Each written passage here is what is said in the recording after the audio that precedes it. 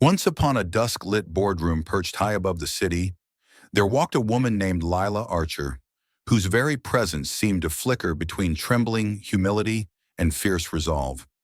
She had grown up hearing that life was a river that ran straight and smooth for people like her, people born into privilege, into the silvery corridors of power. But Lila was not one of them. She was the daughter of a steady-working black mother, grounded in faith, tireless in the trenches of finance and accounting, and a father long gone. She studied late into the night on borrowed books, carried a worn tote to every internship, and built her reputation on smart spreadsheets, quiet ambition, and an unshakable sense that she belonged, though the world had yet to grant her full welcome. In the corporate kingdom of the Whitmore family, the plush offices and champagne lunches knew no weariness.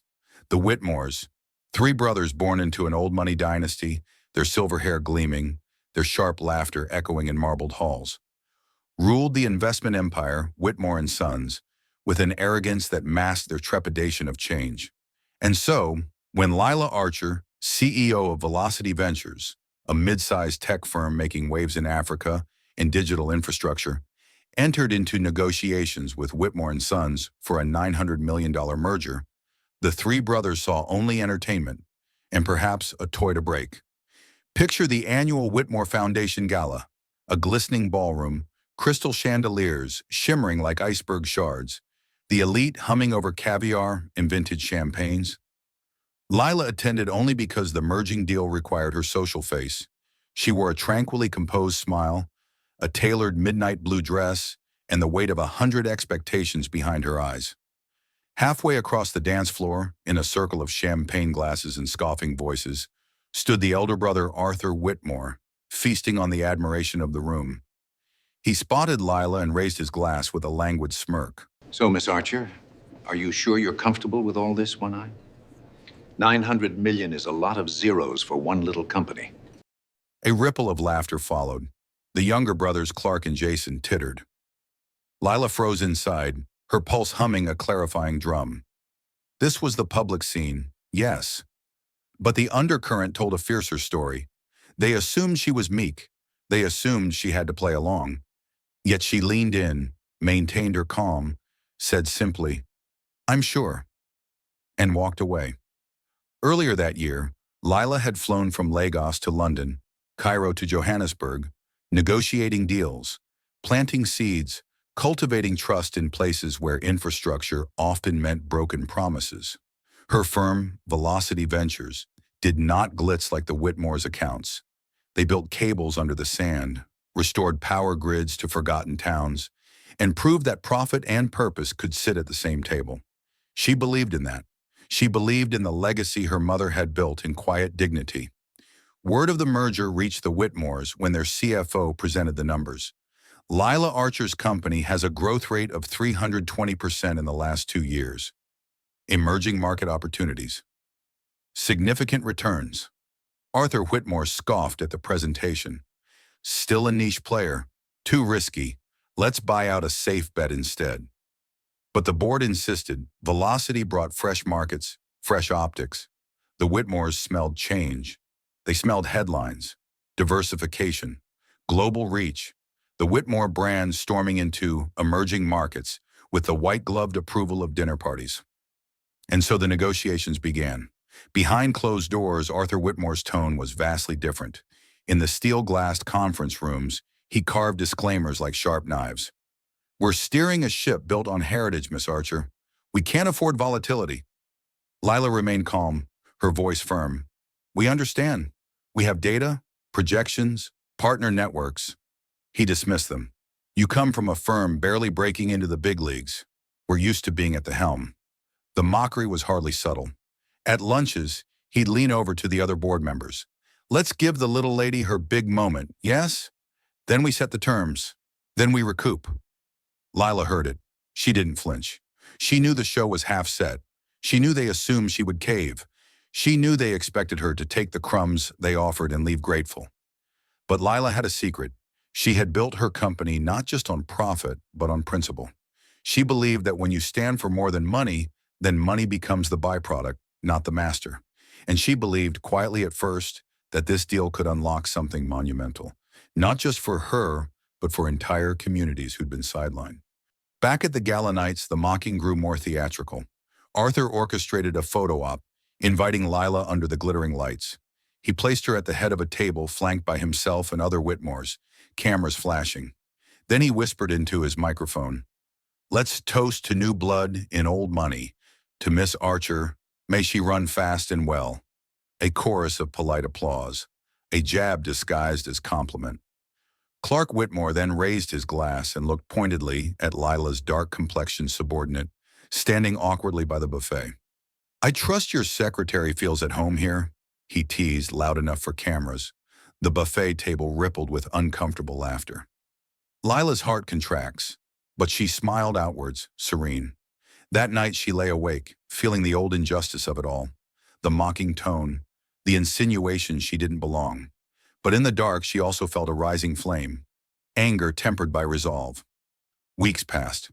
The Whitmores began pushing new terms, clauses that would give them outs, control, dilution of Lila's stake. They assumed she needed the deal more than they needed her. They misread her tired eyes for desperation, misread her calm voice for quiet agreement. Lila convened her board, diverse, global, strong. She laid out a plan. "If we accept these terms, we become a subsidiary, our mission diluted. We either renegotiate or walk away." "I'd rather walk than lose our soul." They nodded. Then one early morning, Lila received a one-line email. "We're ready to sign tomorrow. Bring yourself and your team to London." It was a trap. They expected her to limp in, but she had decided differently. She arrived in London, but not for the gala after-party. She arrived for one meeting only, the final go-ahead. As she entered the boardroom, the Whitmores sat smugly. Their reflection in the glass windows looked like kings waiting for a show. Arthur said, "Welcome, Miss Archer. Are you ready to finalize?" He slid a pen, the contract all in their favor. Lila's team entered behind her silently. Cameras hovered. Members of press waited outside the window. And then she stood up. "Thank you," she said, voice steady. "I'm afraid we cannot proceed today." Confusion flickered across the Whitmore brothers' faces. Arthur chuckled. "I thought you'd be eager." She pulled out her phone, projected onto the screen. "Here's the final draft you sent, and here's our counteroffer from a week ago, which you ignored. We'll move forward on those terms. If you won't, we walk." The room froze. Then she clicked. Another slide. A list of global press articles. Velocity Ventures builds power grids in Ghana. Digital infrastructure, emerging markets, social impact with profit. Real faces of real communities. And then another. Whitmore Legacy Investment. 80% ROI, zero workforce diversity over 20 years. Arthur's smirk faltered. She said, "We appreciate what value you thought we brought. But you don't honor our values or our vision. We won't sell ourselves short. We won't sign a deal that treats us as a toy. So, we withdraw." Silence. Then the press outside the boardroom, phones clicked. The Whitmores sat in disbelief. But Lila wasn't done. Her team activated the backup. She had already lined up other investors who believed not just in her numbers, but in her purpose. She walked out of the room. Reporters followed. The Whitmores tried to scramble. Within 48 hours, the story hit the media. Black woman CEO walks away from $900 million deal with old money dynasty. Headlines popped, some mocking, some praising. The Whitmores issued a statement, regret, unwillingness to comment further. Lila's firm posted their own press release. Velocity Ventures will pursue strategic independence. The deal was not a step, it was a trap. And crucially, we will keep building with integrity. Investors who had been watching, they moved. The underdog had refused to be prey. The markets took notice. Velocity shares climbed. New partners came forward. Members of the Whitmore board quietly began to call their advisors. What happens now? The press circled like vultures. The dynasty, once confident, now blinked. The irony was thick. The Whitmores had assumed Lila needed them to succeed. They thought they held all the cards: heritage, money, legacy. But in their mockery and dismissal, They didn't realize the instrument they were about to forge. Lila's resilience, her clarity, her network, and the public's attention.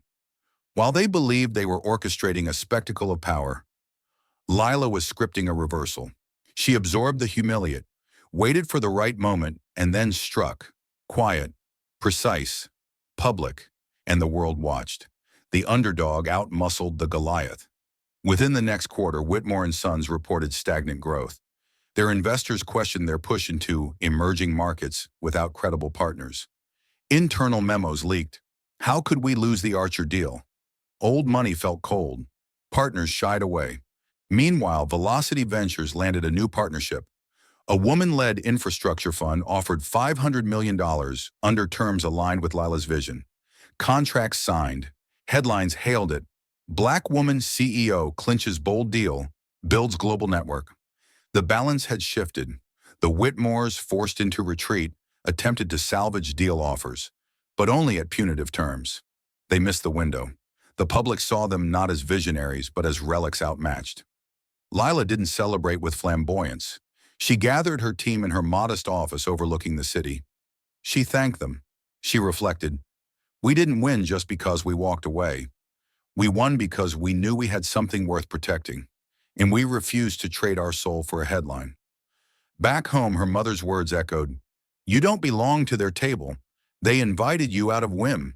You belong to your own hearth. Build that." Lila realized that success wasn't validation from princes. It was refusing to be tamed by them.